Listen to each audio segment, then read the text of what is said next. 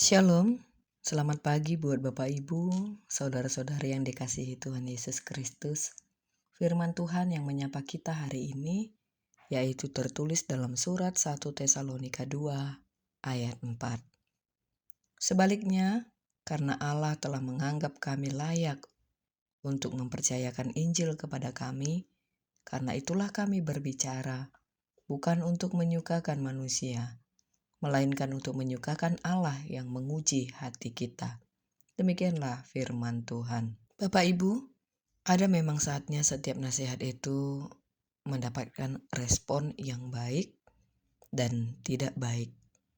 Karena nasihat sebenarnya bukan untuk mengenakan telinga, tapi dia juga mau mengajari kita dan membimbing kita. Ketika Paulus datang ke kota Tesalonika, ia memberitakan Injil dengan sungguh-sungguh. Namun, pelayanannya tidak berjalan mulus. Ia menghadapi penolakan, pertentangan, bahkan fitnah dari orang-orang yang tidak menyukai berita yang ia bawa. Situasi menjadi semakin sulit sampai akhirnya Paulus harus meninggalkan kota itu lebih cepat dari yang ia rencanakan. Kepergiannya yang mendadak ini kemudian menimbulkan berbagai tuduhan terhadap dirinya. Ada orang-orang yang mulai meragukan motivasi Paulus.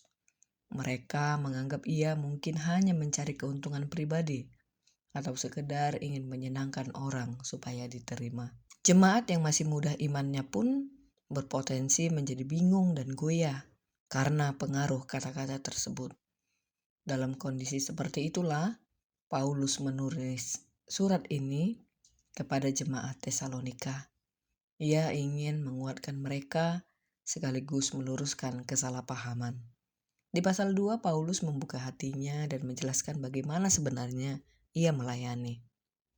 Lalu muncullah pernyataan yang sangat kuat di dalam 1 Tesalonika 2 ayat 4 ini.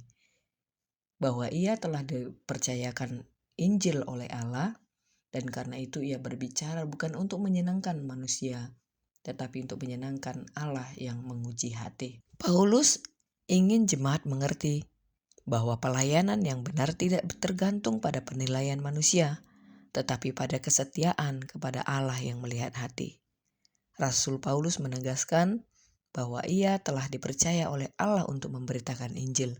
Karena itu, ia tidak berbicara untuk mencari kesenangan manusia, melainkan untuk menyenangkan Allah yang menguji hati manusia. Ini menunjukkan bahwa pelayanan Paulus didasarkan pada tanggung jawab kepada Tuhan, bukan pada opini atau pujian orang.